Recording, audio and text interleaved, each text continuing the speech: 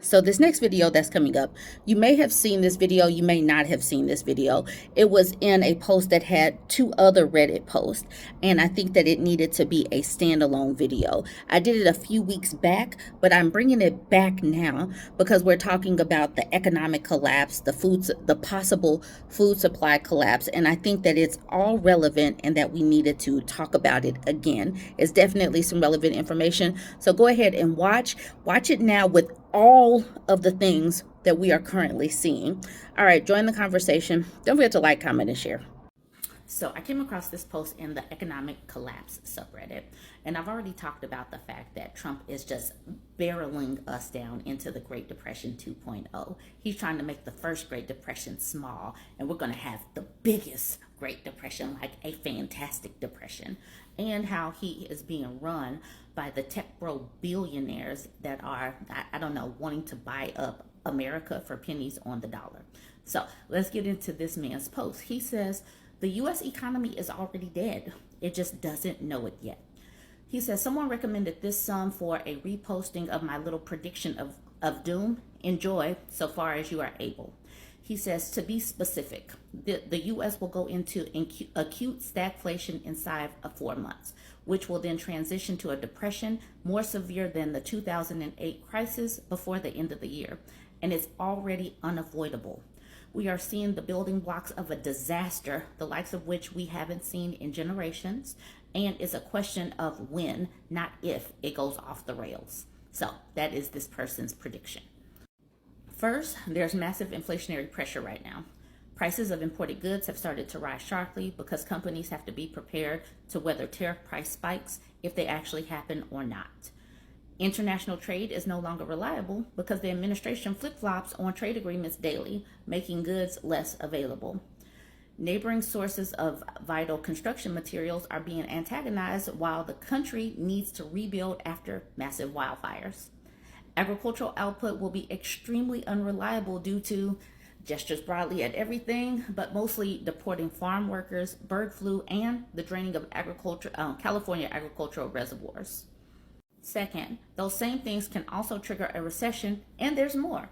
The federal government is going to stop paying for things basically at random. 20% of the GDP is now unreliable. Crypto bro tech moguls are sniping at each other. Presidents are hawking meme coins. Law enforcement is in the hands of partisan imbeciles, and the SEC is about to be gutted. Fraud will run rampant. No one knows if that will juice or tank the stock market, but it scares people. Big tech, which contributes to around 10% of U.S. GDP directly, has aligned itself with the government. Around the world, but mostly in Europe, boycotts are forming. China, releasing an AI competitor, saw a 3% drop in the NASDAQ, with over $500 billion wiped off of the valuation of one top stock. They are fragile and particularly reliant on international suppliers like TSMC and ASML. It is entirely possible that the U.S. will default on its debt, either by whim of its new rulers or through gross incompetence of the hacker known as 4chan or Big Balls, who has been put in charge of the Treasury payment system. Something nearly impossible in normal circumstances could be ordered by the president and be carried out before anyone realizes what has happened, and then the dollar is over. Unemployment will be off the charts. Tens of thousands of government workers are being illegally fired and contractors dumped and aiming at up to 1 million unemployed, but that's just the start. Right now, 30,000 are confirmed, but OPM has mandated firing of 200,000 probationary employees hired within just the last year to be let go by September. And that's not even counting contractors. Federal agencies rely heavily on contract employees, so we can expect 2 to 3 contractors to lose their income per federal employee loss, which is scary because think of all these people that won't be able to pay their bills. That's the direct workers, but there's much more. When something like HUD is dismantled by cutting 84% of the around 8,000 workers, that just means it simply cannot operate. HUD administers programs like LIHTC and JPIP, which supports over 90,000 jobs annually, primarily small businesses. With U.S. aid shut down by cutting 14,000 employees, the spending stops. Billions of dollars of that spending went to farms in the Midwest that have lost their contracts, their livelihoods. 80% of that $60 billion US aid budget went to US firms. It was an indirect subsidy that secured hundreds of thousands of jobs. Then there's the hiring freezes all over, not just in the government, but the affected programs like university administered medical research. There's maybe 24 people authorized to actually administer and pay out the $30 billion per year that the IRA distributes. Fire them and all that just goes away. It's authorized, the money is there, it just doesn't get spent. That's a lot of jobs. This isn't even taken into account the people losing their jobs to tariffs and further trade war insanity. The ripple effects here are going to greatly disproportional to the first order numbers. Inflation is manageable. A recession is manageable. High unemployment is manageable. A failed harvest is manageable. A trade deal breaking up is manageable. A constitutional crisis is manageable. A supply chain disruption is manageable. A war is manageable. A reduction in government spending is manageable. A breakup of an alliance is manageable, but not all at once. Oh my goodness, just saying that paragraph right there and all of the things that we are running smack dab into, that we are in the midst of, is a whole mess. Inflation, a recession, high employment, failed harvest, trade deal breaking up, constitutional crisis, supply chain disruption, bird flu, mass deportation, a war, a couple of wars, threat of war, a reduction in government spending, and a breakup of an alliance. Oh my gosh. We're in the midst of this and it's barely March. This is a mess. If these trends all manage to hit, which they almost certainly will, we will be seeing a collapse of employment and industry combined with rising prices. Classic 80s style stagflation. The inflation will be transitory.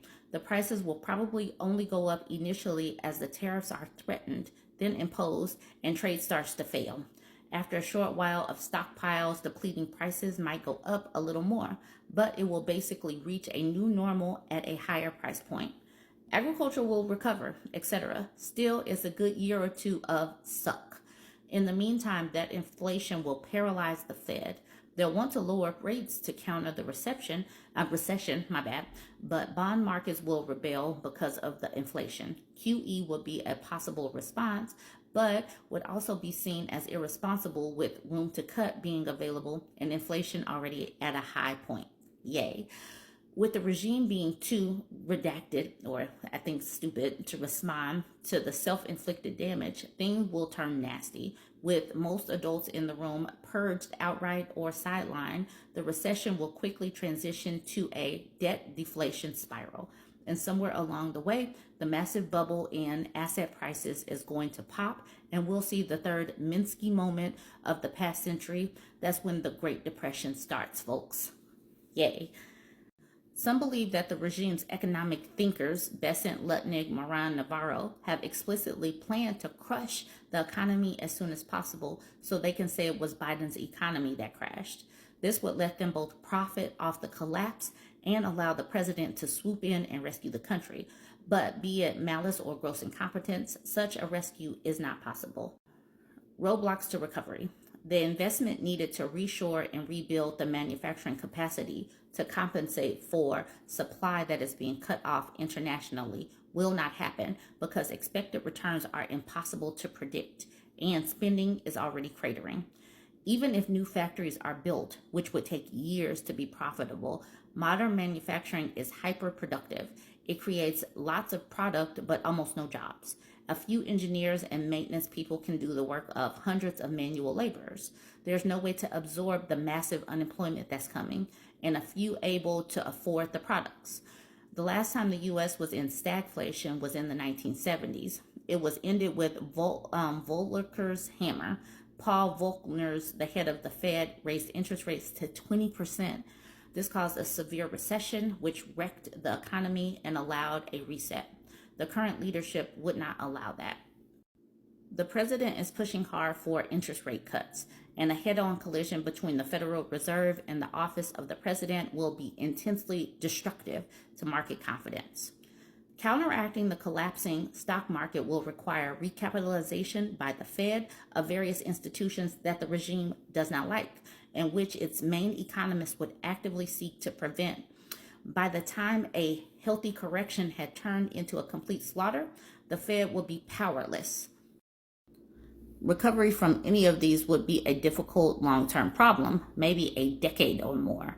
But the Doge wrecking ball is preventing anyone from even trying to recover or even maintain anything. They're gutting the federal government, firing anyone with the kind of institutional knowledge needed to staunch the bleeding or turn around a decline. At best, there's going to be a survival situation where they manage to salvage some of the nation's resources under their control. The modern world is filled with complexity that requires the administrative state. Despite claims to the contrary, it is not being made efficient. It is being systematically destroyed. The theory, such as it is that all government spending is inefficient and crowds out private enterprise. So if you get rid of government, private enterprise will flourish. What actually happens is that aggregate demand plummets and the GDP gets wrecked. That's how when Greece cut 30% of government spending, it also lost 30% of its GDP. It hasn't recovered since 2010, and the US is now doing that to itself. If I'm right, we'll see the first major shock come on March 7th when the February unemployment numbers come in. That won't be the worst of it because there's a lot of inertia in the economy. It's like a big oil tanker. It doesn't just change course on a dime, but someone decided to put a great big iceberg right in its path, and I'm betting that it will bring it to a stop real fast. Wild card in the mix. An upcoming bird flu epidemic, which has already jumped to cattle and cats with high mortality rate. But measles might get there first. And we have incompetent leaders that are ill-equipped to handle these issues right here. All right, it says the FBI and CIA are being actively purged, leaving the country open to terrorist attacks. Yay, great. Previously secure federal IT has been breached, creating breathtaking vulnerabilities in key systems. There is a cult of techno-feudalists who want the United States to collapse into sovereign crypto bro kingdoms, and both Musk and Thiel are part of it. Yep. It is possible the regime is pushing for civil resistance to reach the level where they can declare martial law, which could lead to a secession of blue states and or outright civil war. None of these are even necessary for collapse, but they might speed up what I believe is already inevitable. So, good news, everybody. There will be no Trump third term, and the United States won't be joining a new axis of evil. It will barely survive the coming year. This will take the world economy with it. Brace yourselves. So that is what this person is predicting. And a lot of these things we can already see. He just put it all together and put some bullet points behind it and said that all of this is culminating and it's going to collapse. And I can already see it starting to crumble.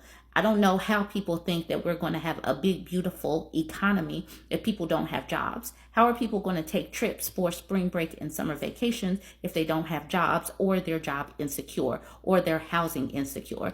We can already see this coming. So yes, like this person says, brace yourself. It's inevitable. Yeah, go ahead and weigh in with your thoughts. Like, comment, and share. If you got this far, go ahead and smash. Also, if you got this far, drop a black heart in the comment section. I want to see who did actually get this far.